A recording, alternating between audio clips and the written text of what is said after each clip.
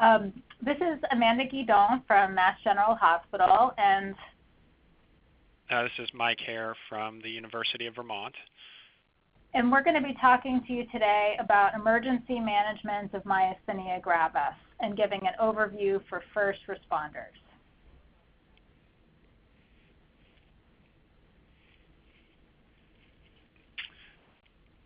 So myasthenia gravis is a autoimmune neuromuscular disorder. That's rare. It affects about 20 per 100,000 people, but it is a disorder that affects people of all ages. And the hallmark of this disease is that it causes muscle weakness. And like many diseases in neurology, it has a predilection for specific muscle groups. And in myasthenia gravis, we often see weakness in people's eye muscles, both the muscles that move the eyes as well as the muscles that lift the eyelids. We see weakness in the muscles of the face, including the mouth and the muscles that close the eyes.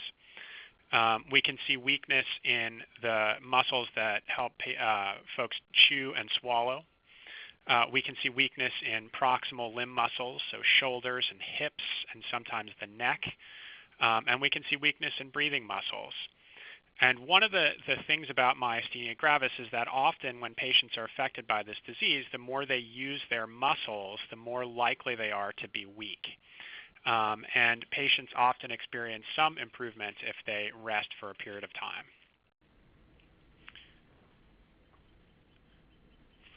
So we're going to go through some of the signs and symptoms of myasthenia and look at some of the different patterns of weakness that you might see if you encounter a patient with this disorder. So many patients with myasthenia, the overwhelming majority of patients, will have some weakness in the muscles that move their eyes and the muscles that lift their eyelids. This picture is depicting a patient who's showing evidence of eye muscle weakness on the left-hand side of the screen and then having it corrected on the right-hand side of the screen. And what we see is a drooping of the right eyelid here, indicating that that muscle seems to be weak. And if this patient were to look up for a period of time, that droop may actually worsen. We also see that the eyes are not looking at an image in the same place. His left eye is sort of upward deviated, and the right eye is sort of pointed in. And this patient, when symptomatic, is likely experiencing the symptom of double vision. And then with medicine, you can see that the eyes become conjugate and the eyes are more open. This next patient is showing evidence of facial weakness. And when we see facial weakness, we often are also worried that there may be bulbar weakness, which we'll discuss in a second. So in the picture, what we see is weakness of the mouth muscles here, where patient is trying to smile and is unable to lift the corners of his mouth. On the right-hand side of the screen, you see the patient trying to squeeze his eyes tightly shut and is unable to do so, suggesting that those muscles are weak. The next thing one might test in a patient like this is to have the patient count out loud.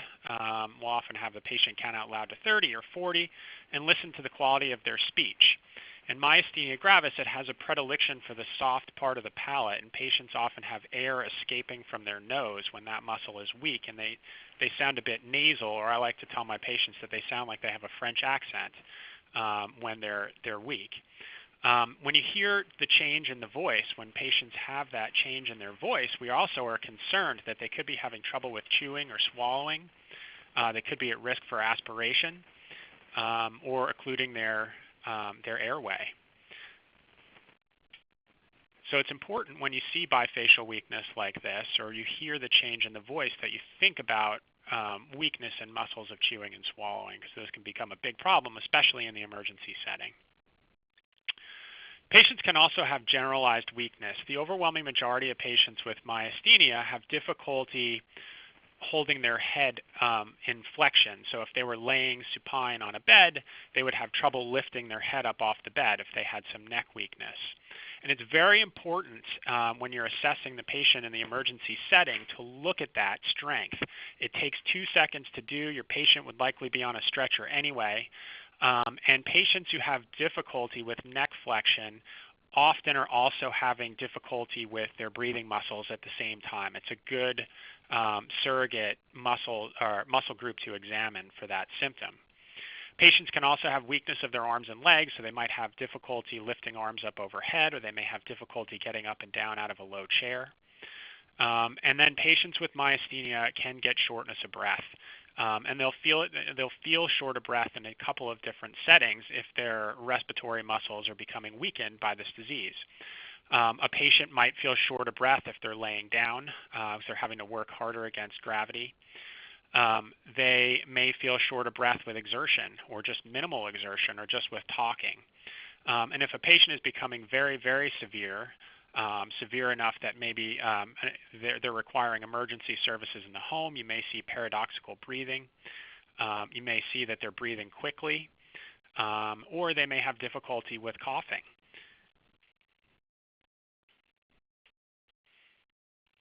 And again, just this slide just emphasizes the fatigability of muscles in myasthenia. So this woman is looking upwards, and you can see after about 10 seconds of gaze in the middle photo, her eyelids are starting to close on her, and by 30 seconds of upgaze, you can see that the eyelids are almost completely closed. And this is just an illustration, but this could be any muscle group, including breathing muscles. So if the patients are working hard to breathe, it's important that they be assessed and taken care of quickly, because they may progress to failure, and it's something that needs to be assessed.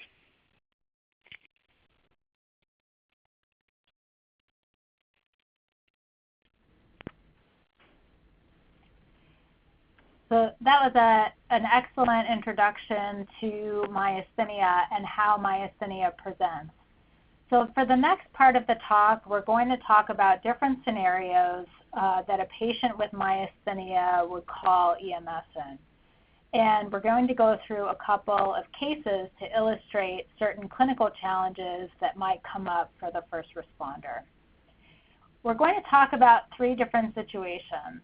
The first is the patient with known myasthenia who has another health issue, like a heart attack or a stroke or an allergic reaction or trauma, who's calling EMS for that other reason, and they just happen to have myasthenia.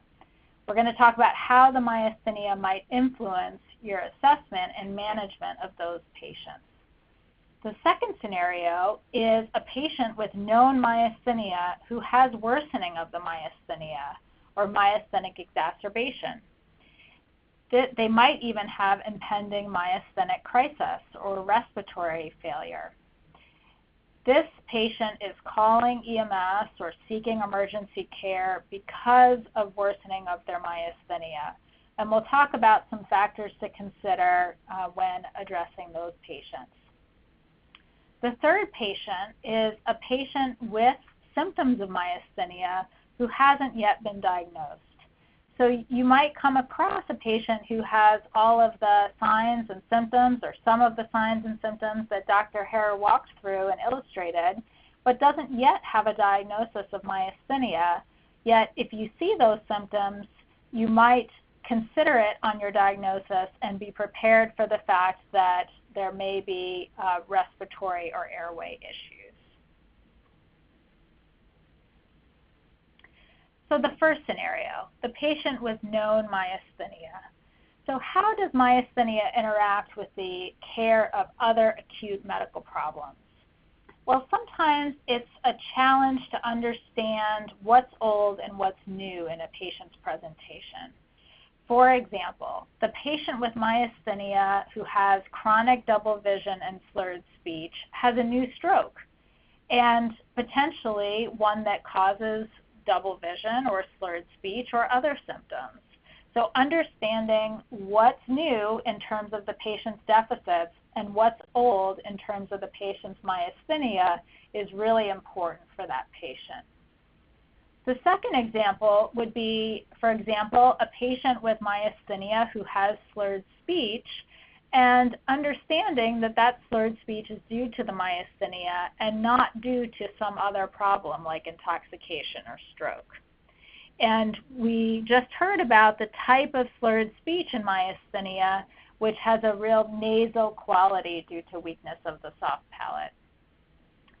The other time that myasthenia can complicate the care of other acute medical problems is when the standard treatment for other conditions could potentially worsen myasthenia. So what does that mean? Well, the patient with myasthenia has an acute MI and is given beta blockers for treatment of that.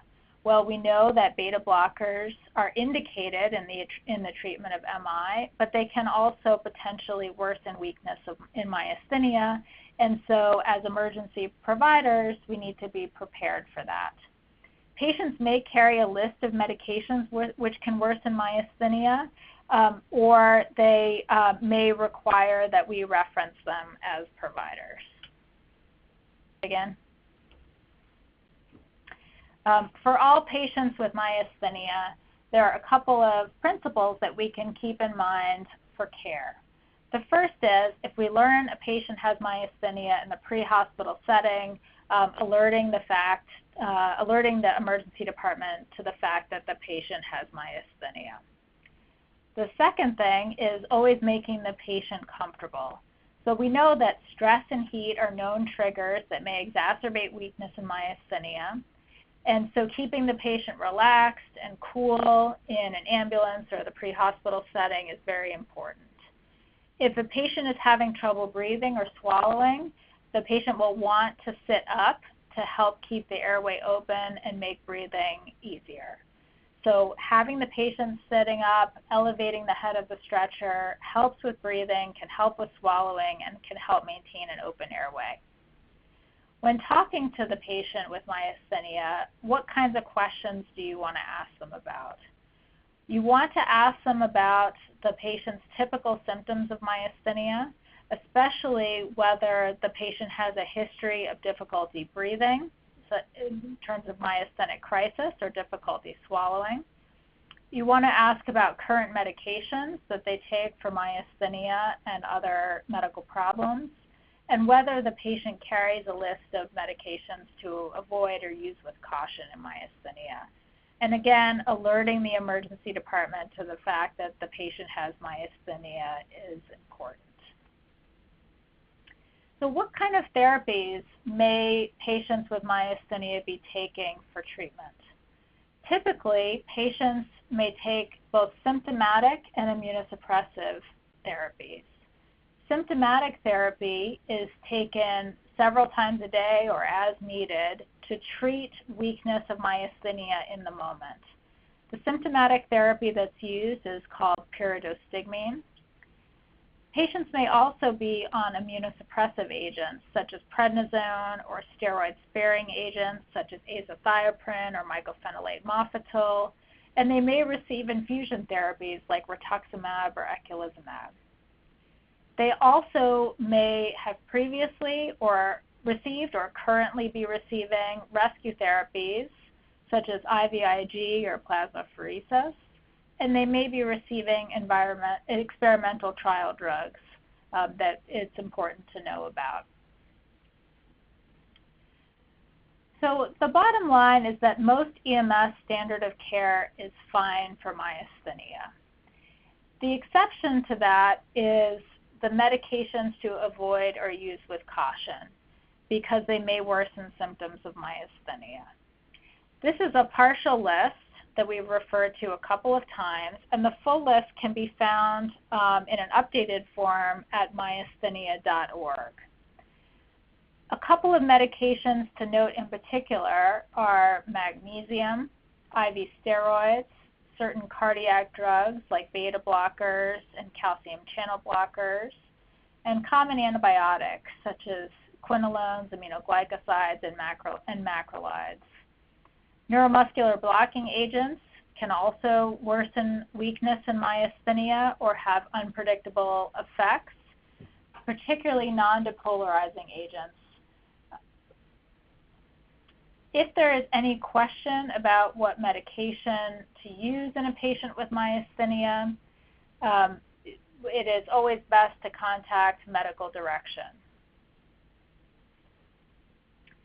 What are some additional special considerations for patients with myasthenia in the pre-hospital setting? Well, in situations of trauma, myasthenic patients may have weakness which can complicate their transport or immobilization. And again, stress and pain may exacerbate symptoms of myasthenia, and so keeping the patient calm and trying to control pain is paramount. Patients who have allergic reactions that might be treated with IV steroids can experience worsening symptoms of myasthenia. If a patient with myasthenia has a heart attack or MI, several cardiac medications can worsen symptoms of myasthenia. As we talked about, if a patient with myasthenia has stroke, symptoms of myasthenia can mimic a stroke, and stroke can mimic myasthenia. And so understanding what's new and what's old is very important. If a patient with myasthenia presents with choking or aspiration event, we always want to consider whether worsening weakness from myasthenia was the cause of the aspiration. Many patients with myasthenia are on immunosuppressive agents, which can predispose them to infection. And lastly, when women with myasthenia become pregnant, if they were to call EMS in the pre-hospital setting, they would be transported to the nearest tertiary care center with a NICU capacity, particularly if they were close to delivery. And it's important that pre-hospital providers understand that newborns of women with myasthenia may have transient weakness, which presents as a weak cry, trouble breathing, and difficulty swallowing, to be prepared for that should the woman deliver en route to the hospital. So let's talk about a couple specific cases. The first case is a 28-year-old woman who was working as a school teacher who had myasthenia gravis and a history of myasthenic crisis, who called EMS with shortness of breath. We learned more about her medical history and learned that she undergoes rituximab infusions and takes prednisone for her myasthenia. And she had recently been tapering her prednisone because her symptoms had been stable. She had been sick recently with a cough and a fever for the past 3 days, which had improved. And she had been prescribed a Z-Pak recently for her illness, which is known to be a medication which can worsen or exacerbate symptoms of myasthenia. When EMS arrived, she reported feeling short of breath for several hours, and she reported difficulty swallowing and neck and arm weakness. Upon EMS arrival, the patient was conscious, alert, and oriented ×4, and she appeared anxious. She was speaking in full sentences, but with slurred speech. Although her speech was slurred, she was still able to be understood. She denied alcohol consumption or other drug use. And on careful examination, it was noted that she had mild eyelid drooping, she had excess salivation and had difficulty controlling her secretions. She was holding her head up with her hand due to neck weakness, and she did not want to lie flat on the stretcher due to shortness of breath. On strength examination, she had at least anti-gravity arm and leg strength and was able to walk. Her vital signs revealed that she was afebrile, her heart rate was 90 and regular, her blood pressure was 130/80, her respirations were 18 per minute, and she was satting 98% on room air. So with that case presentation in mind, we're going to talk for a moment about myasthenic crisis. So what is myasthenic crisis? This patient had a history of myasthenic crisis and mentioned that. And what that means is that she has had an episode of severe muscle weakness due to her myasthenia, which has led to respiratory failure, which required a need for mechanical ventilation or non-invasive ventilation. All other exacerbations of myasthenia, even if they are severe, are called exacerbations and not deemed true crisis. And what can cause myasthenic crisis? Well, illness is a common trigger of myasthenic crisis. Infection, as we mentioned, might be a trigger in the prior case. Surgery, and patients with myasthenia sometimes undergo thymectomy, either for removal of what's called a thymoma or for treatment of their myasthenia. And this surgery or other surgeries can worsen symptoms of myasthenia. Pregnancy or the postpartum period can cause myasthenic exacerbation and crisis. Tapering medications for myasthenia, like in the case of this patient who was tapering her prednisone, can cause worsening of myasthenia and crisis.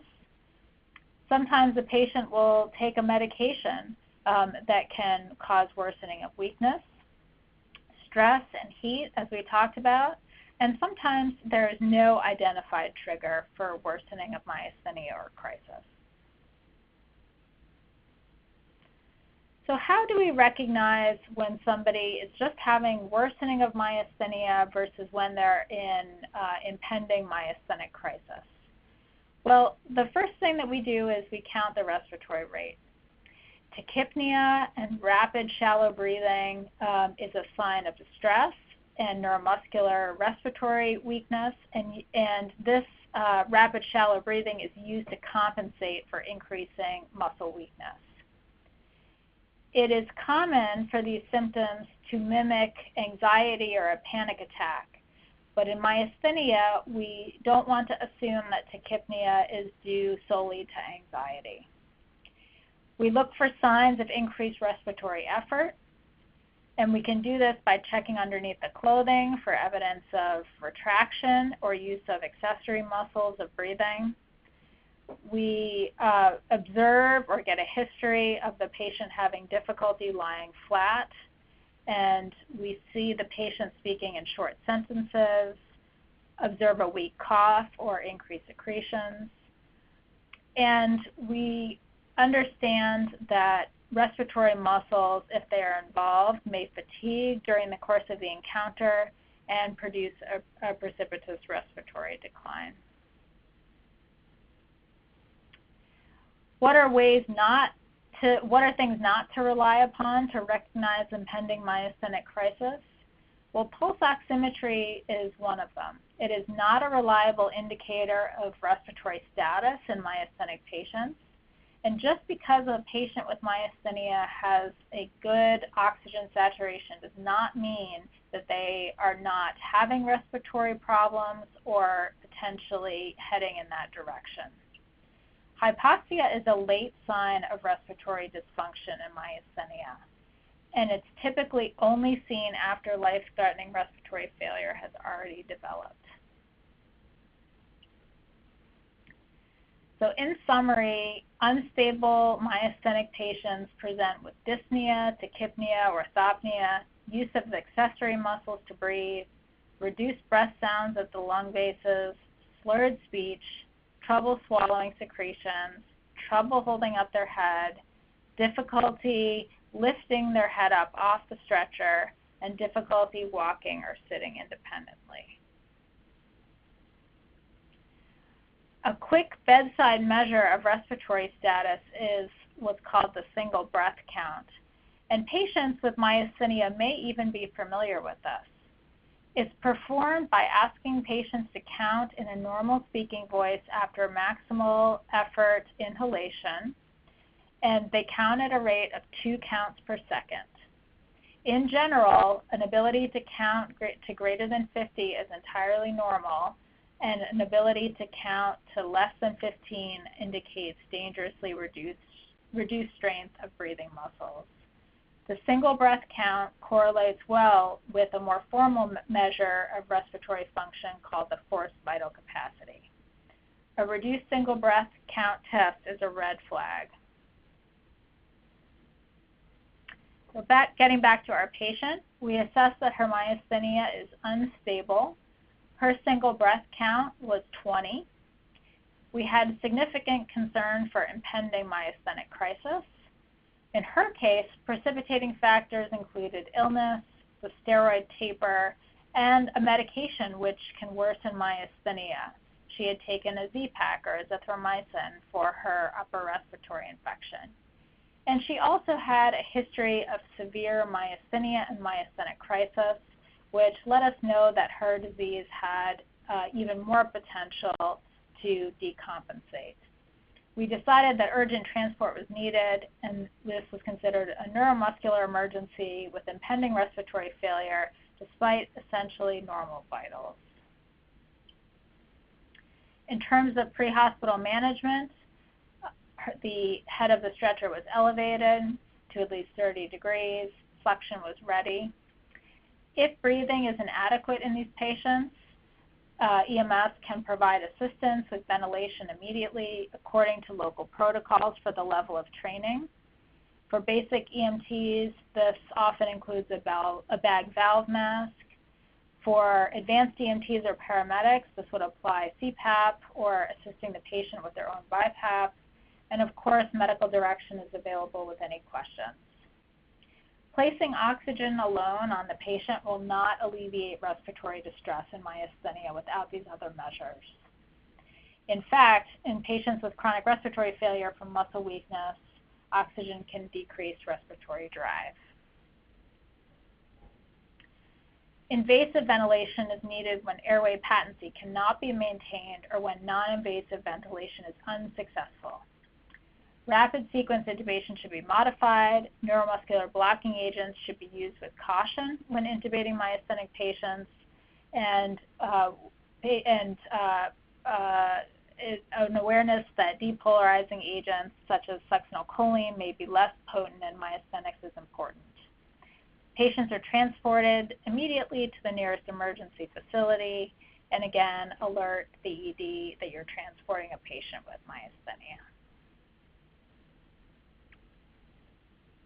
So what happens next?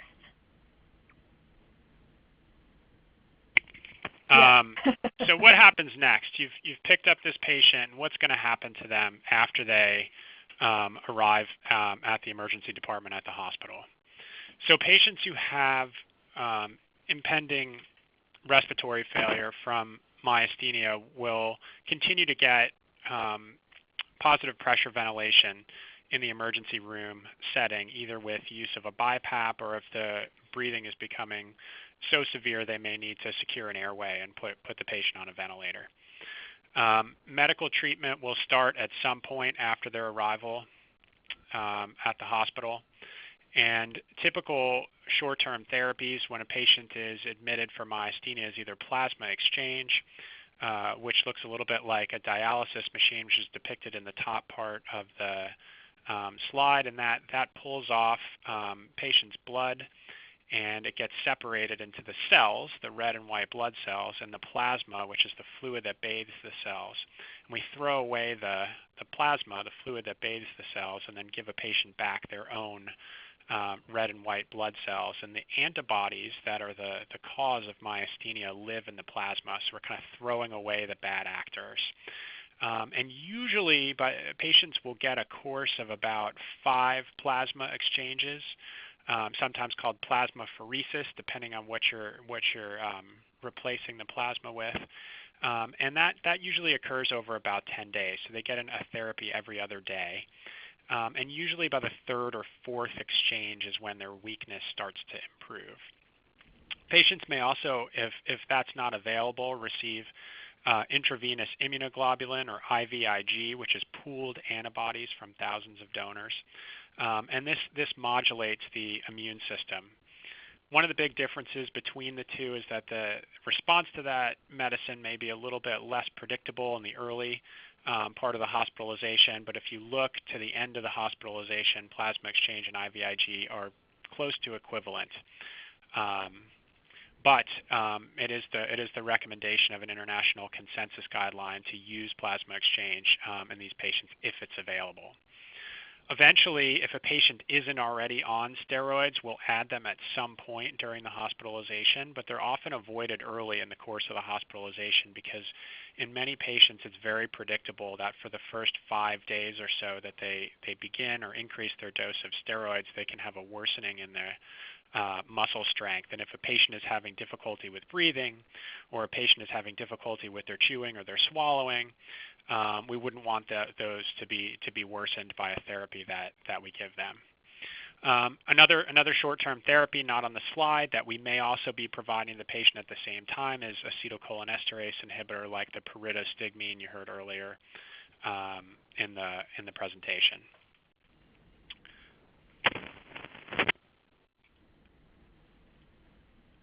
I think an important point to make for these patients is that their prognosis, if cared for appropriately, is very good. And I always emphasize this when I talk to folks who care for patients in the ICU or who care for patients in the emergency setting. Unlike many neurological patients, patients with neuromuscular disorders who are having breathing dysfunction actually have a pretty good prognosis with diseases like myasthenia. So on the right side of the slide, you can see that at the turn of the century in 1900s, myasthenia had a very poor prognosis, and most patients would die from this disease. But as we got better at ventilating patients, as we got better at treating patients with immune-based therapy, now mortality from myasthenia is probably less than 5%. So it's a very treatable condition. If they're treated appropriately, if you look at myasthenia patients, if you compared them to all neuromuscular patients, which might include patients with things like Guillain-Barré syndrome or other conditions that cause neuromuscular weakness, myasthenia patients on average are ventilated for about 5 days if they have crisis, and they'll spend about 10 days or so in the ICU. And a lot of that is that it takes 10 days to really give the plasma exchange, and you want to be sure before you transfer a patient out of the ICU with myasthenia that they are improving, because what you don't want is to transfer one of these patients out of an ICU setting and have them get fatigued on the floor and go back into respiratory failure in a setting where they're less able to care for that. So we can look at another case. So this is a second case, and this is a 67-year-old gentleman with a year of myasthenia gravis who had the acute onset of right face, arm, and leg weakness and slurred speech, and was previously normal 15 minutes ago. And we know that his myasthenia was restricted to eye movement abnormalities in the past. And we also know that he had some risk factors for vascular disease, including hypertension, hyperlipidemia, and diabetes. He was on some medicines to treat those things, including antihypertensive agents, and aspirin, and a statin medication. And he'd had no recent changes in his medicine for myasthenia. And what we find is that there's some eyelid drooping, ptosis, but the patient has a right arm and leg drift and weakness on that side. He's having trouble moving the lower portion of the face. You find that the patient has an irregular heart rate. They're a little bit hypertensive, and they're shown to be in atrial fibrillation. And the difference between this patient and the previous patient was really the presentation. It was a very acute onset problem, unilateral on one side of the body. In the setting of atrial fibrillation is much more consistent with an acute vascular injury to the brain, such as a stroke, than it is to myasthenia. And the red flags for that are the acuity of the onset. Usually in myasthenia, it takes some time to develop the weakness. The patient gets fatigued over hours. It's not something that hits suddenly like a thunderclap or a lightning bolt, as a stroke does. In addition, this patient had pretty stable myasthenia, and he had vascular risk factors, which raised the stakes for a different process. So I think it's really important, as Dr. Guidon discussed earlier in the talk, that it's really important that even though patients have myasthenia gravis, or even if they have some other neurological illness, you have to consider that they could have a new process like a stroke, as illustrated in this case. So in terms of take-home points, we talked today about how myasthenia gravis is rare but important for first responders to know about. Myasthenia can cause respiratory failure, and in the respiratory failure related to myasthenia, pulse oximetry and other vitals are not a good measure of how stable the patient is. In many situations, the patient's myasthenia will not significantly influence standard treatment in emergency situations. And of course, always alerting the ED that you're transporting a patient with myasthenia is important. So thank you very much for your attention today, and we hope that this webinar was informative.